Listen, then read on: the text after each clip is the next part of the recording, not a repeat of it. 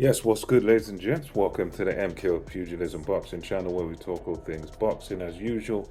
Like, subscribe, hit the bell notification, put it on all so you get notified of all latest content as and when it drops. So let's talk about this weekend's action. Just a few days ago now, we had John Ryder's challenge of Saul Canelo Alvarez for all the marbles, all the belts at super middleweight. Big step up for John Ryder. But to be fair to John Ryder, gave a great account of himself that evening. And yeah, from the word go, this was a fight where it was a tough one. Going into it, John Ryder wasn't given much of a chance. The best sort of comments that he was getting, the best he was getting was basically he can give a valiant effort and then get stopped late on in the fight. And that was my sort of impression going into this fight. I sort of thought he will give it a go. He is a tough guy.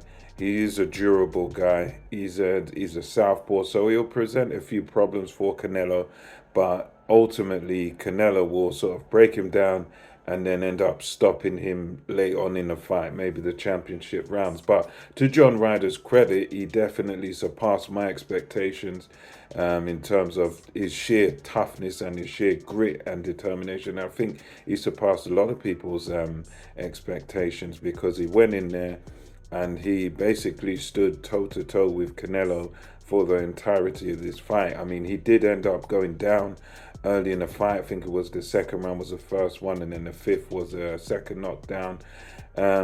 It presented one or two problems for Canelo, but it was one of those fights where you could see that Ryder was always sort of coming off second best.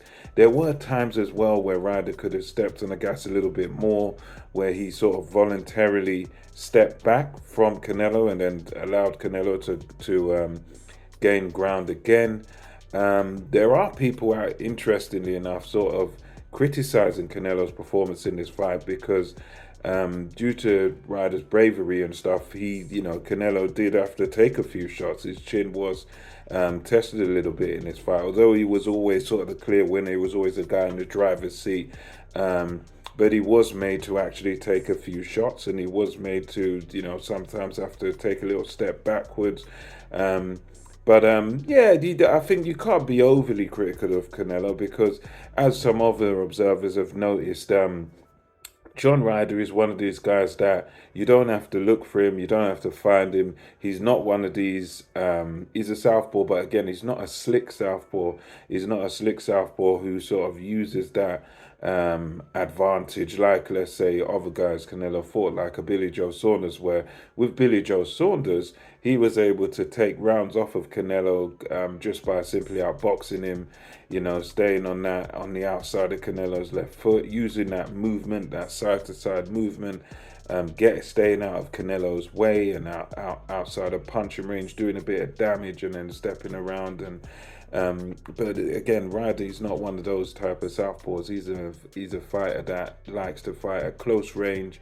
He likes to fight in a phone booth. So lately, Canelo's been facing more of the guys that like to box, like to keep you on the end of a jab, and the sort of more the guys that like to box. And the last one like this he fought, where the guy likes to stay in the pocket, high guard sort of thing. That was probably Liam Smith. That's the last one he fought. Sorry. So for Canelo, it's a little bit of a style change for him because this is a guy that you don't have to look for. He can literally just stay in the middle of the ring and just slug it out, and that's what it was here. I mean, tremendous guts shown by Ryder. I mean, especially when you watch the fight, the nose injury was terrible, and it happened, early in the fight as well. Canelo I think he broke his nose, and throughout this whole fight, another impressive thing from John Ryder, why you've got to rate him, is because he was dealing with this nose injury from almost the word go. I think about the second round or somewhere very, very early in the fight, and he was having struggles with his breathing and all sorts, blood going into his throat and all. It was gruesome. It was gruesome from the word go. But John Ryder, again, he showed, unlike other guys we've seen recently, Ryder really showed tremendous heart and guts that no matter what happened to him in his fight, even with the 2 knockdowns and everything,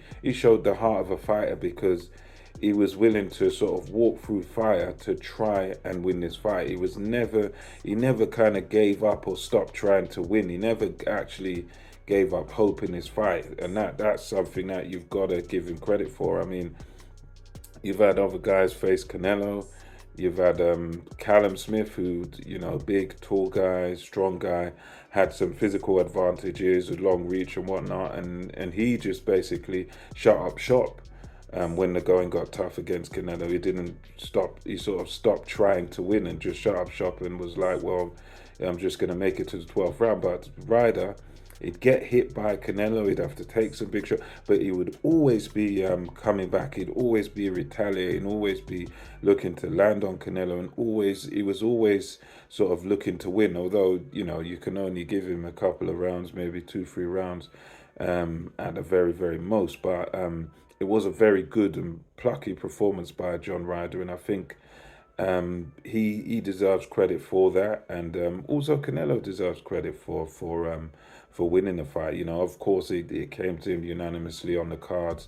I think no matter how good Ryder was, he was never gonna beat Canelo on the scorecards. Certainly not in Canelo's hometown, but also because not only that, but because Canelo, in this fight, it was gritty. He did have to take a few shots, but he did show that there was a serious gap in skill level and the ring IQ, the awareness of where you are in the ring.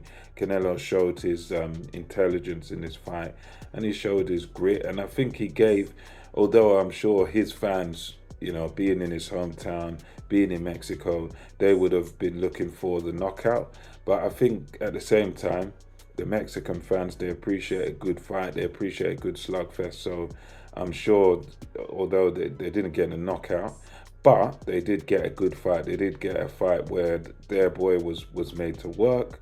It was a bit of back and forth action, so I'm sure they enjoyed it. Now, as far as what is next for Canelo, he still wants to fight Dimitri Bivol. He still wants to rematch Dimitri Bivol, and he is still very insistent upon that fight taking place at 175 pounds, which is the light heavyweight limit.